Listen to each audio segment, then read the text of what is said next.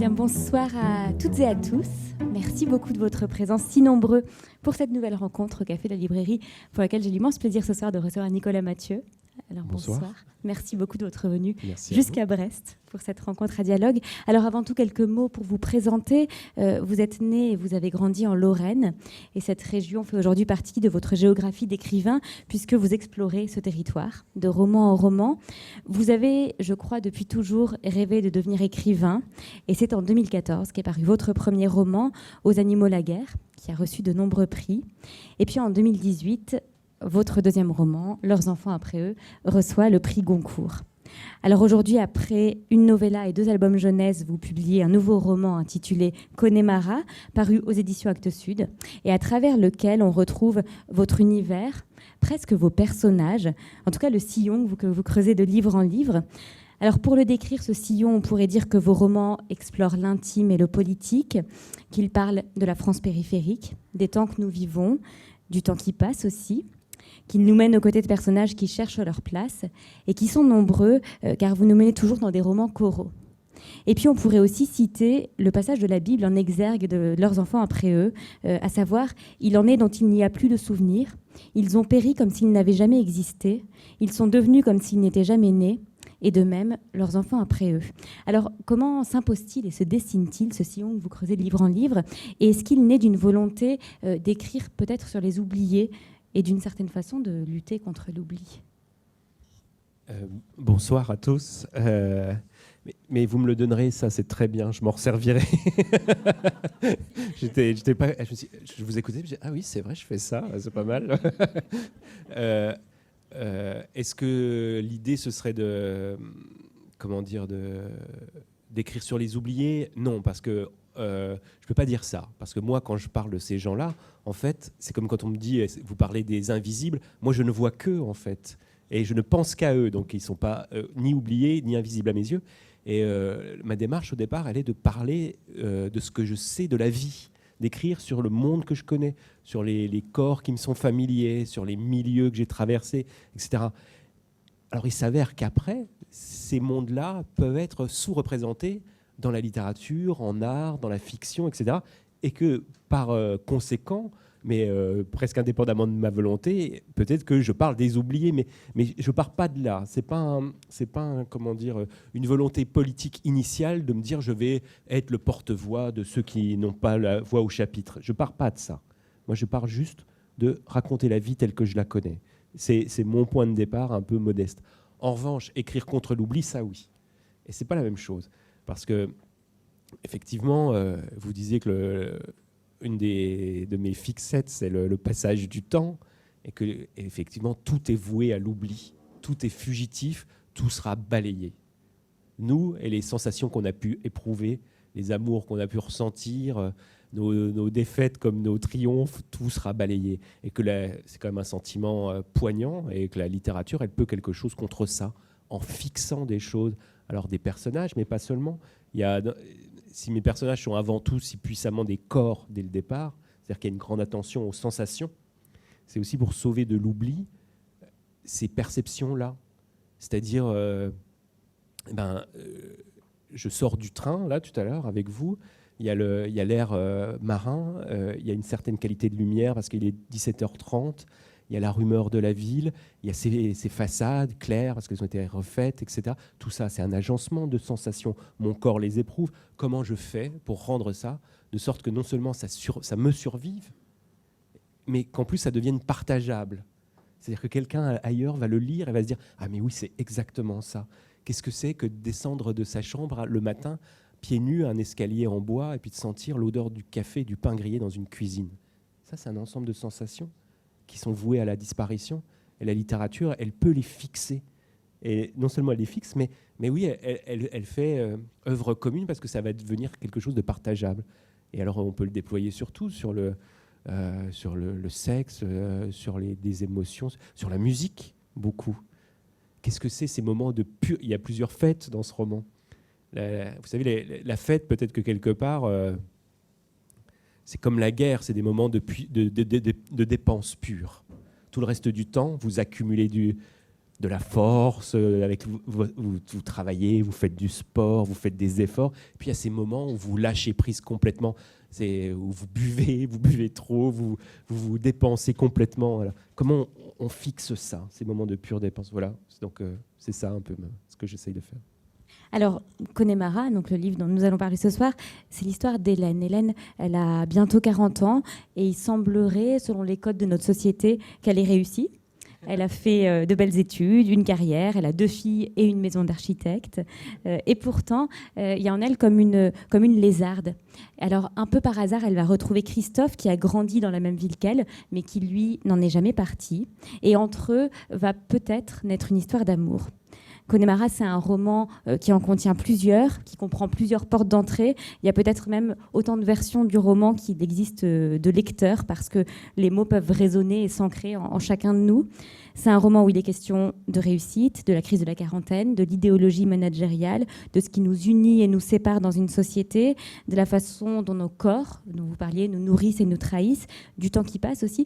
Comment est-ce que naît alors un tel livre? Est-ce que vous pourriez nous raconter l'origine, les tout débuts de Connemara? Oui, alors ça naît vraiment modestement. C'est-à-dire qu'il faut bien le prendre par un bout. Si je me disais au départ, je vais faire un livre-monde comme ça, tout le monde pourra rentrer par une porte, ça va être dingue, il y aura tous ces sujets-là, je renoncerais, ce serait évidemment au-dessus de mes forces. C'est Philippe Ross qui racontait ça. Dans son bureau, sous ses yeux, il y avait un abécédaire, c'est-à-dire les lettres en fer forgé devant lui, de A à Z, comme ça. Pour se souvenir qu'écrire un roman, c'est d'abord une lettre après l'autre, un mot après l'autre, une phrase après l'autre. On ne peut pas partir avec des ambitions pareilles, parce que déjà, c'est mégalomane, et puis qu'on n'y arriverait pas, la tâche est trop grande. Donc comment ça part? Ça part de la première phrase, et puis de cette idée, voilà, de qu'est-ce que c'est la journée d'Hélène? Et donc Hélène, c'est une femme qui poursuit d'autres femmes qu'il y avait dans les romans précédents, en fait. Finalement, elle prolonge un peu Vanessa, cette jeune fille qui voulait s'arracher à son milieu par les études dans leurs enfants après eux. Elle prolonge aussi la mère d'Anthony, elle porte le même prénom. Elle raconte aussi un peu les nombres de femmes autour de moi qui ont 40 ans et qui, voilà, quand elles commencent leur journée, elles savent déjà qu'il y a trop à faire dans la journée. Donc ça part de ça, voilà. Hélène se lève, elle est en colère parce qu'elle sait que cette journée, c'est trop, déjà. Et à partir de là, je déplie en racontant. Et par exemple, le personnage de Lison, qui apparaît dès le premier chapitre, moi, je ne l'avais pas anticipé, ce personnage-là. Je ne l'ai pas conçu abstraitement. C'est parce qu'à un moment, Hélène arrive dans son open space et qu'il y a une figure de stagiaire qui passe que ça se met à exister, quoi. Voilà. Mais au point de départ, il y avait voilà, Hélène et sa colère. Hélène et sa colère, parce que oui, c'est comme ça que ça commence aussi pour nous lecteurs, avec cette journée qui commence où elle est happée par sa vie et où dès le matin, elle sait qu'elle va mener une lutte contre le temps et puis qu'elle va la perdre. Justement, cette colère qu'elle place, est-ce qu'elle avait pour vous au moment de l'écriture? Est-ce que c'est un moteur aussi de l'écriture? Ah oui, moi. Alors, j'écris pas pour me réconcilier avec le monde du tout. J'écris pas pour consoler le lecteur, encore moins. J'écris pas pour soigner. Alors là, plutôt crever. Non, effectivement, la colère est un moteur, c'est-à-dire à la fois ce qui nous est fait socialement, ce que le temps nous fait, comment il nous défait surtout, et puis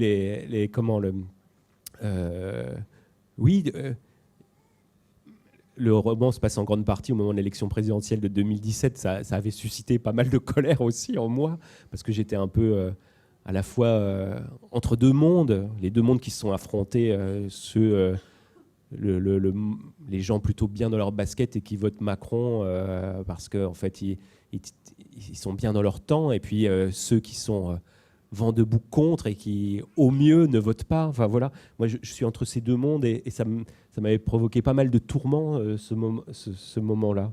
Donc oui, la colère d'Hélène, c'est aussi un peu le carburant. Pour faire un roman de 400 pages, il faut du gaz. Il faut quand même faut tenir le... Vous savez, à la fin de Aux animaux la guerre, la dernière phrase, c'était « Elle persévère ». Et c'est comme ça que ça s'écrit, un roman. Il faut aller le chercher avec les dents, dans la persévérance, la peine tous les jours, contre le temps qui passe et la fatigue, contre tout ça. Donc oui, il faut Je suis un peu oui, je suis pas réconcilié, non. Et cette persévérance, cette peine, cet effort de tous les jours, est-ce qu'on l'appréhende de la même façon pour un premier, pour un deuxième, pour un troisième roman ? Pas exactement, parce que le premier roman, c'est très angoissant parce qu'on n'en a jamais fait et on ne sait pas si on arrivera au bout. On ne sait même pas si on est fait pour ça. Et ça, c'est vraiment une grande, grande angoisse. Le deuxième roman, c'est très angoissant parce qu'on se dit, j'étais peut-être l'auteur d'un seul livre. Et que finalement, il y en a un, les gens l'ont adoré, et derrière, je vais me vautrer, ce sera nul. Donc c'est une grande angoisse. Et puis le troisième roman, alors moi c'était, il faut écrire derrière le Goncourt. Alors c'était encore autre chose. Je savais qu'on m'attendait au coin du bois avec un fusil. Enfin vous voyez, il y a une angoisse parce que enfin voilà, on sait bien le roman post-Goncourt, il est compliqué. Donc à chaque fois c'est des hantises différentes, des difficultés différentes, mais il y en a une qui demeure tous les jours, c'est-à-dire qu'il faut quand même mettre un mot après l'autre. Il faut se presser le citron pour produire des phrases. Et moi, je ne le fais jamais dans la facilité. Il y a des moments plus ou moins difficiles, des choses qui sont plus ou moins compliquées à écrire, mais j'ai jamais un sentiment de grande facilité, et j'ai même une impression de grande médiocrité au départ. Moi, je retravaille quand même beaucoup, beaucoup, et jusqu'à la fin. Ce roman, quand je l'ai corrigé, j'ai quand même dû supprimer 20%. C'est quand même... je ne suis pas très fort en maths, mais c'est plus ou moins 2 pages sur 10. Ça fait quand même beaucoup. Et c'est 2 pages qui sont quand même pas bonnes du tout et qui pèsent sur votre morale. Vous dites, ah putain, j'ai écrit ça. Donc oui, c'est quand même ça se fait dans la difficulté pour ce qui me concerne. Et je ne suis pas dans un truc de romantisme en disant ah oui, Sturm-und-Drang, la littérature, c'est dur, machin. Non, c'est comme, je sais pas, aller au taf ou courir le matin, quoi. Vous sentez la peine, quoi, dans le corps, dans les muscles. Et puis à un moment, vous avez couru. Et là, ça fait tellement de bien. Voilà. Alors, donc, c'est écrire, c'est mettre un mot après l'autre, c'est faire vivre des personnages aussi. Et vous nous parliez d'Hélène et de son prénom, qui n'est pas innocent. C'est intéressant, vous nous direz peut-être toutes les Hélènes qui ont pu l'inspirer, mais c'est intéressant parce que vous avez cet autre personnage, donc Hélène, la mère d'Anthony, dans Leurs enfants après eux. Je me demandais de quelle manière l'autre Hélène a pu inspirer cette Hélène-là, la teinter aussi, et de quelle manière un prénom, finalement, ça détermine un personnage.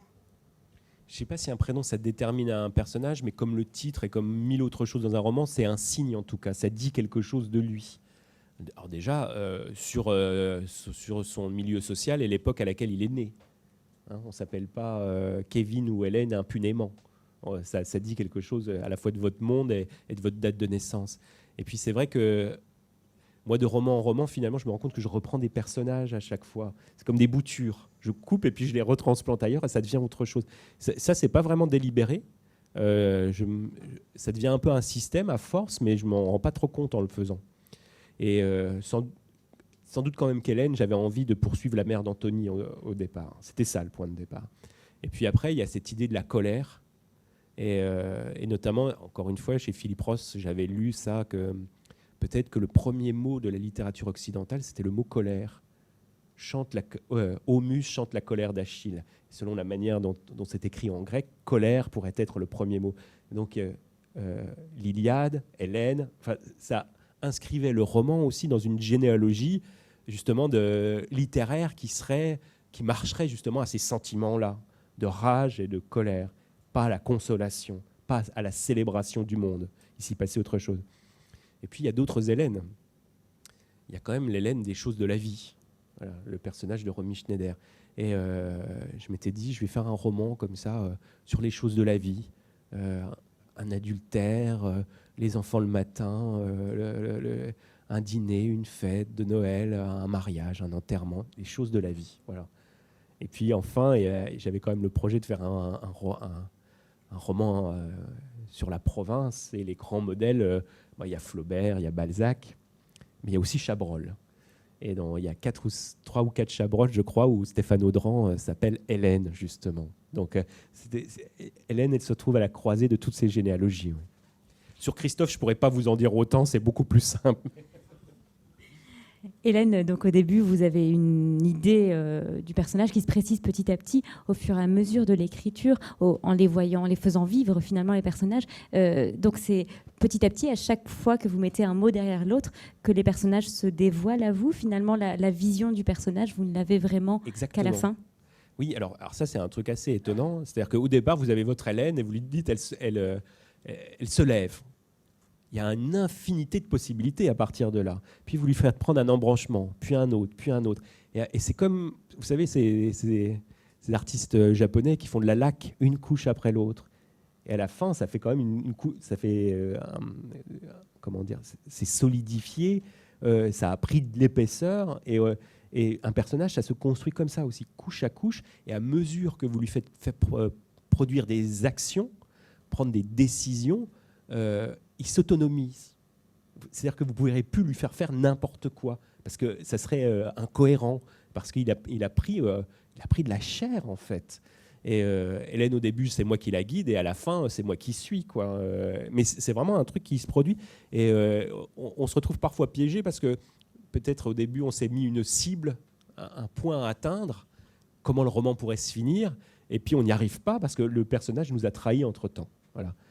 Comme quand vous faites un enfant et vous avez de grands projets pour lui, et puis que finalement, il foire tout.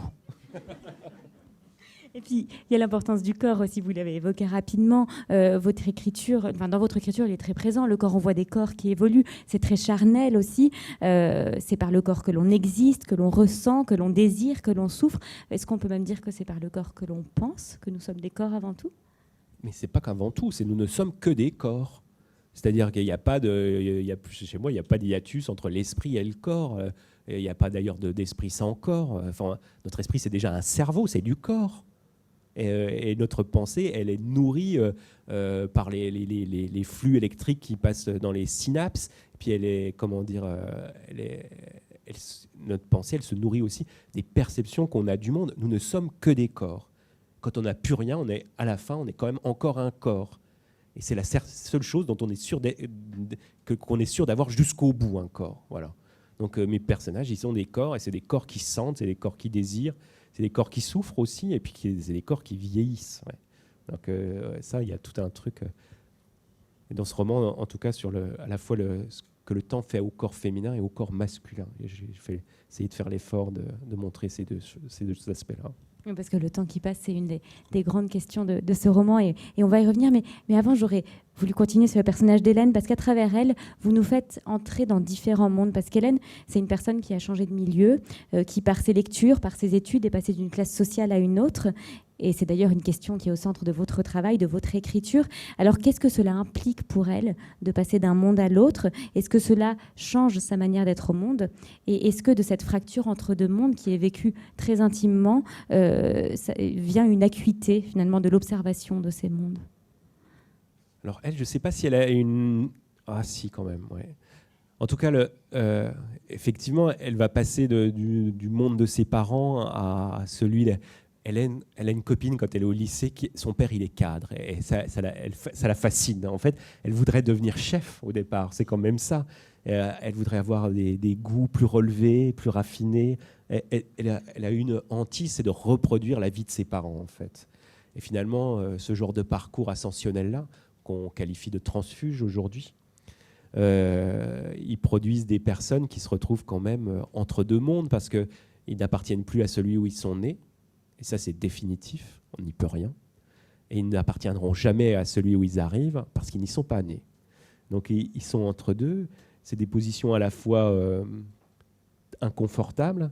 Hélène, elle cherche tout au long du livre sa place, jusqu'à la fin, jusqu'à l'épilogue, en fait, où on voit qu'elle essaye à nouveau de se faire une autre place par d'autres moyens.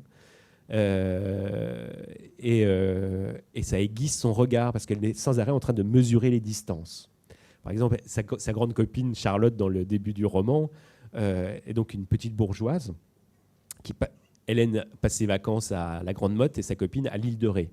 Voilà, donc on voit des usages et des vies différentes. Et elle est sans cesse en train de comparer la manière dont ses parents vivent et la manière dont enfin, moi, j'ai un peu fait un parcours analogue.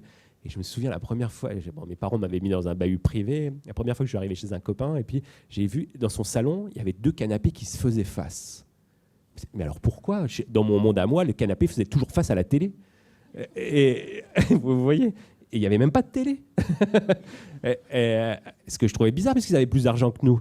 Et alors vous voyez, tout ça, c'est des signes qui vous font violence au départ, et puis que vous mettez à décrypter, et vous comprenez en fait qu'il y a des questions de goût qui se trament derrière. Vous voyez ça un peu aveuglément au départ, c'est-à-dire que vous croyez à l'histoire du bon goût, puis vous voulez l'imiter parce que vous voulez être du bon côté. Et alors voilà, Hélène, elle est prise aussi dans ce truc-là. Et puis le monde dans lequel elle va arriver à l'issue de ses études, c'est celui du consulting, parce qu'Hélène, elle va être numéro 2 d'un cabinet de conseil. C'est un monde qui a ses codes, qui a son langage, et vous mettez tout cela en scène dans votre roman avec, je crois, un certain amusement, mais une vraie analyse aussi. Comment est-ce que vous avez travaillé pour saisir, pour retranscrire ces codes, pour nous immerger dans ce monde en pointant du doigt à cette idéologie qui ne veut pas vraiment dire qu'elle en est une? Déjà parce que je l'avais beaucoup subi, cette idéologie, et puis que j'avais vu passer beaucoup de consultants. Pendant très longtemps, j'essayais d'écrire, et donc j'avais un job alimentaire à côté qui consistait à faire des procès-verbaux de réunions dans des comités d'entreprise, des conseils d'administration, des trucs comme ça. Donc, de temps en temps, il y avait des consultants qui venaient et puis qui refaisaient qui expliquait pourquoi il fallait virer un tel, faire des économies là. Un mec qui était à son poste depuis 25 ans, il disait non, c'est pas comme ça qu'il faut travailler, monsieur. Enfin, c'était quand même à la fois violent et universel comme phénomène. Ils étaient partout. Puis après, j'ai travaillé dans des organismes publics. Ils étaient toujours là. Et puis, ils faisaient la même chose. Ah oui, alors il faut faire des économies, il faut faire des gains d'efficacité, la performance. Puis alors ce langage avec plein d'anglicismes, et puis ce langage expert en fait qui exerce un pouvoir, et comme des millions de Français, je l'ai subi, et ça s'exerce comme une science, comme les économistes un peu, ils pensent que c'est une science, et donc c'est un discours qui est sans réplique quand on y est, sauf qu'après on peut écrire des livres, et là on peut se venger. Alors vous dites avec un certain amusement, mais aussi avec pas mal d'ironie et la volonté de ridiculiser ces pouvoirs faussement savants. La littérature, elle a toujours affaire avec la bêtise de son temps. Alors, le consulting, il y en a de 1000 manières. Hein. Donc, il y a des choses plus ou moins vertueuses, des choses plus ou moins bidons. Mais j'en ai quand même rencontré des consultants. J'ai lu des livres, des consultants repentis, certains qui travaillaient encore, etc. Et il y a des phrases...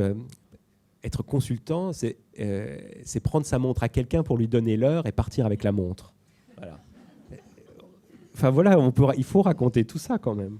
C'est apprendre à ranger une salle vide aussi. Ah oui, alors ça, oui, un consultant qui m'avait dit ça, c'était apprendre à ranger une salle vide. Ouais. Et puis, il y a toute cette novlangue dont vous parlez, dont vous usez dans le livre, tous ces termes, tout ce langage un peu codé. Et cette question du langage, des termes que vous choisissez d'employer, elle est très intéressante. Donc, il y a cette novlangue dans ces chapitres sur le monde du consulting. Mais il y a aussi d'autres termes dans votre roman qu'on ne lit pas, qu'on ne lit jamais, des mots à la mode. Par exemple, pour Hélène, à aucun moment, vous n'employez les mots de charge mentale, de transfuge de classe non plus. Pourquoi ce choix? En quoi est-ce qu'il est important pour vous de ne pas les faire entrer dans le champ littéraire? Alors là, vraiment, je pense que les livres qui reprennent les mots d'ordre d'une époque, c'est plus de la littérature, ils font autre chose. C'est-à-dire que l'époque, elle se parle à elle-même avec un certain vocabulaire. Ces mots, ils désignent des choses qui existent. Mais si la littérature les reprend, au lieu de nuire à l'époque ou d'être extérieure et d'en faire la peinture, elle est prise dans l'époque. Et ça ne marche plus, quoi. J'avais lu ça dans un livre de Yakuta Alikavazovic, qui est paru récemment, où elle passe une nuit dans un musée, au musée du Louvre. Vous voyez le livre dont je parle? Et elle dit, pour décrire mon parcours, mon destin social, le mot transfuge s'applique exactement, mais jamais je ne pourrais l'utiliser dans un roman. C'est ça, le roman, il a toujours à inventer sa propre langue. Il ne peut pas reprendre le b.a.-ba du présent, quoi. Sinon, il fait autre chose. Sinon, elle se trahit elle-même. Il faut comprendre que moi, en tout cas, la manière dont je vois la littérature, c'est que c'est une bataille toujours, à la fois contre la bêtise, contre l'époque, contre nos facilités, etc. Et que si elle reprend du pré-mâché comme ça, ce que Roland Barthes appelait des briques, c'est des morceaux de langage tout faits, et qui peuvent être, comme dans le langage militant aussi, on a le vivre ensemble. Voilà bien une expression dévitalisée. Quand c'est apparu il y a 10 ans, ça passait crème. 2 ans après, les gens qui l'utilisent, on savait qu'ils nous mentaient. Vous voyez, je veux dire, la littérature, elle a foi dans le langage. Elle doit insuffler de la vie là-dedans. Elle ne doit pas reprendre des blocs de langage qui tombent là comme des parpaings sur le sol. Alors pour revenir à Hélène, le monde du travail, ce monde du conseil, il n'est pas que noir. Elle est aussi, il faut le reconnaître, très investie. Elle fait de son mieux pour accompagner ses clients. En même temps, elle est confrontée à un véritable cynisme. Elle consacre. Elle l'est aussi. Elle l'est aussi. Mais ça, vraiment, c'est important. Je pense que, comme dit, ces consultants, ils sont cyniques. Mais je pense que dans le cadre de notre travail, on l'est tous. C'est-à-dire, il y a des moments où, en fait, par habitude, par lassitude, et puis aussi pour lâcher un peu de vapeur, on parle avec cynisme de notre métier, quoi. C'est normal. Je veux dire, enfin, les gens, c'est très, très parlant, notamment dans les milieux médicaux, où ils sont en prise avec la mort tout le temps, et au bout d'un moment, ils traitent ça avec un peu de légèreté, et c'est normal. Enfin, c'est des fonctionnements du travail qui sont pas choquants, quoi. Donc, je pense pas que ce milieu soit plus cynique qu'un autre. Le problème, c'est qu'il exerce un pouvoir idéologique et qu'il le sait pas. Et ça, il faut quand même pouvoir alors là, je vais utiliser un mot de l'époque, mais le déconstruire. Mais dans ce quotidien difficile, elle consacre un temps monumental aussi. Elle se pose des questions sur le sens de l'existence. Et puis, il y a une lumière qui arrive. Et cette lumière, vous l'avez évoquée tout à l'heure, c'est Lison, la stagiaire. Et Lison, c'est peut-être votre personnage le moins réaliste. Elle a un côté magique, un peu aérienne. On a l'impression que tout glisse sur elle, qu'elle réussit aussi tout ce qu'elle touche. Ça m'a fait penser, il y a quelques semaines, on a reçu Étienne Davodo ici pour son livre sur le droit du sol et où il parle notamment à Bure du projet d'enfouissement des déchets nucléaires. Et dans les témoins qu'il rencontre, il y a un militant qui n'a plus le droit, qui a une interdiction juridique de pénétrer sur le territoire de Bure. Et lui, il le dessine sur ce territoire en disant je suis l'auteur, j'ai le pouvoir de le faire. Et je me suis demandé s'il n'y avait pas quelque chose d'un peu similaire, qu'on ne pouvait pas faire une petite analogie avec le personnage de Lison, s'il n'y avait pas une petite revanche qui pouvait être prise avec ce personnage en le faisant réussir si bien dans ce milieu-là. C'est pas... Ouais, parce que Lison, elle est décrite comme ça dès le départ, c'est une Mary Poppins du tertiaire. C'est-à-dire qu'on sent quand même qu'elle a une puissance magique un peu bizarre, quoi. Et je ne sais pas si elle réussit si bien que ça dans ce milieu, mais en tout cas, elle fait partie d'une génération où l'investissement n'est plus si important. Et du coup, ça lui donne une grande liberté par rapport aux gens qui sont... Vous savez, c'est comme cette génération au Japon, les gens se tuaient à la tâche. Puis d'un coup, il y a une génération d'enfants qui ont dit « mais nous, on arrête. On n'a pas l'intention de crever au boulot pour la grandeur de notre nation. » Et disons, c'est un peu ça, c'est les millennials qui sont arrivés, on les a vus dans les bureaux. Et en fait... non seulement ils pensaient avoir tout compris sans avoir jamais bossé, mais ils en avaient un peu rien à foutre. Et c'était irritant, mais un peu enviable en même temps. Parce qu'on se disait, mais alors eux, ils vont pas foutre leur vie en l'air, mais alors on se serait trompé. Elle parle de cette génération-là, quoi. Et puis, elle sert un peu de détonateur pour Hélène, parce qu'elle est à la fois une confidente, mais aussi elle est une gifle.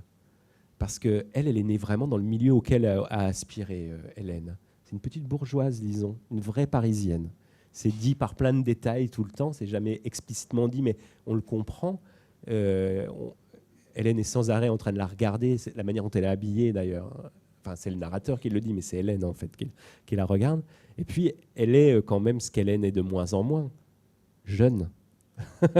Et que c'est ça aussi qui est le déclenchement pour Hélène de grandes perturbations. C'est qu'elle se dit le temps est compté.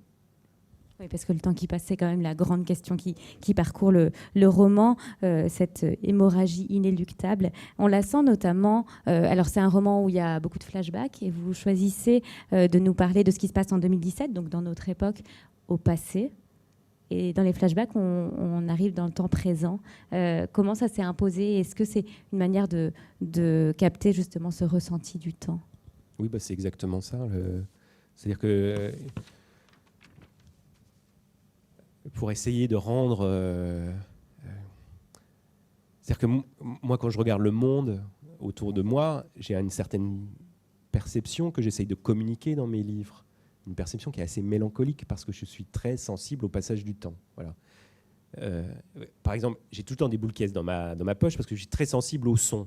Le son, le bruit me heurte très vite, donc je me bouche les oreilles parce que je suis trop sensible au son. De la même manière, je crois que je suis trop sensible au passage du temps. Ça fait de moi un mélancolique. Voilà. Donc comment je fais pour communiquer ça dans un roman, que les gens puissent sentir presque physiquement sur la pointe de leur langue ce qui est moi, ma vision du temps qui passe. Alors, j'ai inventé cette petite ruse qui consiste à parler du présent du récit, donc 2016-2017, en utilisant les temps du passé, et l'imparfait notamment, ce qui donne un temps épais, chargé, plus lourd, qui est le temps adulte, avec ses souvenirs, ses réalisations, mais en même temps ses responsabilités, ses échecs aussi. Le temps adulte, quand même, c'est un temps où il y a plus de fin. Les emmerdes viennent les uns après les autres jusqu'au bout. Vous vous souvenez du temps quand on est en primaire? On se dit, bon, il y a la fin du mois de juin, et puis là, on sera tranquille. Être adulte, c'est faire le deuil de cette limite. C'est fini. Il n'y aura plus de jamais être tranquille. Voilà. Et il y a les enfants, il y a le taf, il y a la vieillesse de vos parents, il y a le temps qui s'attaque à vous, etc. Et que le passé rend bien ça, cette épaisseur-là. Alors que pour parler de leur jeunesse, de l'adolescence jusqu'à 25 ans, grosso modo, j'ai utilisé le présent parce que je ne fais pas de rapport hiérarchique entre les deux. Je ne dis pas qu'il y en a un meilleur que l'autre, mais parce que c'est un temps beaucoup plus immédiat, très ouvert, où on se pose moins de questions, je pense, et puis qui est moins chargé de souvenirs aussi, donc moins épais. Et que dans la confrontation de ces deux temporalités-là, peut-être qu'il y a quelque chose qui pourrait transpirer, qui serait un peu de mon sentiment à moi, du passage du temps. Oui. Comme vous savez, quand... vous sortez l'album de photos à la fin d'un repas de famille et puis vous commencez à feuilleter, vous dites « Oh, mon Dieu, on était si jeunes ». Là, ce qui se passe entre votre corps là, de fin de repas un peu aviné et la photo sépia où vous portez une jupe des années 70 avec des fleurs comme ça, c'est un peu ça. Là, vous avez... Cocteau disait le cinéma, c'est la mort au travail, parce que vous filmez du temps qui passe. Bon, là, vous avez mesuré. Il y a quelque chose qui est en train de vous arriver. Voilà. Et le temps qui passe, on le mesure en effet à travers les trajectoires des personnages, de l'enfance à l'adolescence, de l'adolescence à l'âge adulte, de la jeunesse à la vieillesse. Et puis il y a un personnage, peut-être à travers qui on le ressent particulièrement, c'est le père de Christophe, Gérard Marchal. C'est un très beau personnage, peut-être le plus émouvant, qui perd la mémoire et dont les forces s'amenuisent. Est-ce que vous pourriez peut-être nous en parler un petit peu de ce personnage et de l'émiettement de la vieillesse qu'il raconte? Oui. Voilà, c'est l'histoire des pères, quoi. C'est-à-dire ces hommes à la fois débonnaires et tyranniques, tout-puissants et fragiles, et puis qui exercent un pouvoir sur leur famille, en tout cas à cette époque, dans ce milieu-là, en tout cas lui. Voilà. Un baby-boomer assez content de lui, qui fumait trop, qui roulait trop vite, qui a gagné de l'argent et puis moins, etc. Et puis un jour, voilà, il devient fragile. Et alors qu'est-ce que c'est de découvrir que votre Seigneur et Maître, celui que vous admiriez enfant, il est en train de s'émietter, quoi, comme de la cendre. Voilà. Gérard, c'est ça. Voilà. C'est comment nos pères deviennent faibles. Et puis comment aussi, avec l'arrivée d'un enfant, c'est-à-dire d'un petit enfant, soudain on les découvre sentimentaux, capables de ressources de tendresse qu'on ne l'avait pas soupçonnées. Et c'est quelque chose d'à la fois sidérant et poignant. Enfin voilà, c'est l'histoire des pères. Puis il y a un dernier thème absolument fondamental dans votre œuvre, à savoir ce qui dans nos sociétés nous est commun et ce qui nous sépare. Et c'est peut-être en ça que vos romans sont politiques, parce qu'ils interrogent la façon dont nous répondons collectivement aux grandes questions d'existence. Cette question du commun, elle se pose ici notamment dans la relation entre Hélène et Christophe, dans la façon dont, malgré leur monde si différent, ils peuvent se retrouver, mais jusqu'à un certain point. Est-ce que c'est aussi cette question qui vous agite, qui vous fait écrire? Ah oui, alors à mort. Il y avait déjà ça dans le précédent, puisqu'ils étaient tous dans leur vallée, là, et puis il y avait des moments comme un 14 juillet où tout le monde regardait dans la même direction, ou alors une Coupe du Monde de foot qui est remportée, et alors cette société est tellement fracturée. Et tant mieux. Une société, c'est pas fait pour être fusionnelle tout le temps. Il y a des intérêts contradictoires, il y a des mondes séparés. On n'a pas à être tout le temps tous ensemble d'accord, surtout pas. Mais il y a des moments où ça se produit. Et puis, mais ça n'empêche pas l'existence de frontières qui sont toujours qui sont définitives, mais en même temps perméables. Tout ça, moi, ça m'intéresse beaucoup. Et là, c'est rejoué alors avec le motif de Connemara, qui raconte ça, leur histoire d'amour, l'élection présidentielle, un peu, et puis les soirées de hockey dans cette patinoire, toute une ville, pendant 2h30, fait corps, de l'indigent à l'édile. Tout le monde regarde dans la même direction un palais qui va trop vite. Voilà.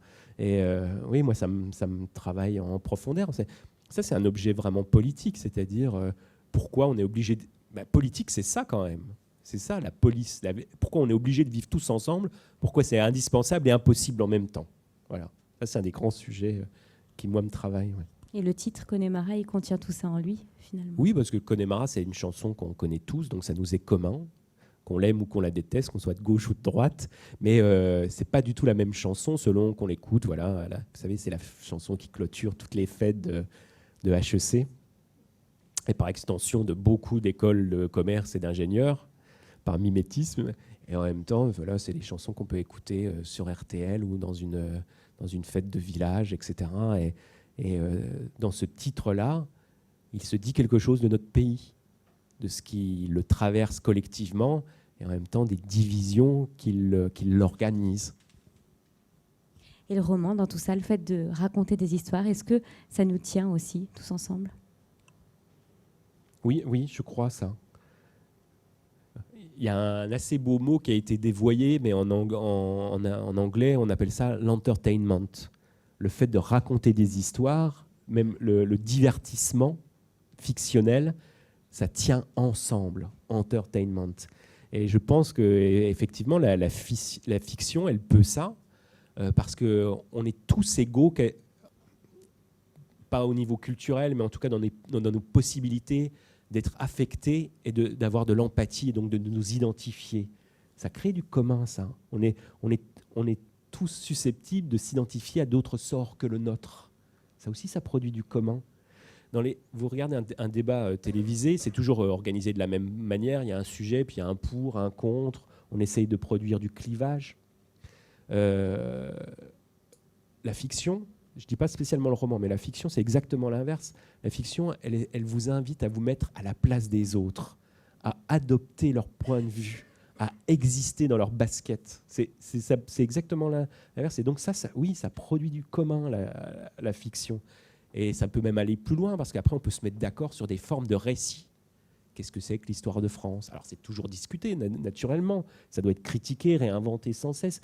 Mais il y a des récits comme ça sur des événements sur lesquels on se met d'accord et que ça dit à la fois quelque chose de nous, et puis ça produit de l'adhésion quand même. Alors 1 heure, c'est beaucoup trop court pour tout dire de ce livre. On a notamment peu exploré la construction d'Hélène par les livres qui lui ont ouvert des mondes. Je crois que pour vous aussi, la lecture a toujours été très importante, que c'est encore le cas aujourd'hui. Alors avant de laisser la parole au lecteur, est-ce que vous accepteriez peut-être de nous parler de quelques livres récents qui, pour vous, ont ouvert des mondes? Alors vous savez, pour ces questions-là, il faut envoyer un mail avant, comme ça je peux réfléchir, et puis j'ai l'air intelligent devant le... Donc, du coup, je vais improviser. Oui, je suis très décontenancé. J'ai même dit du coup. Alors,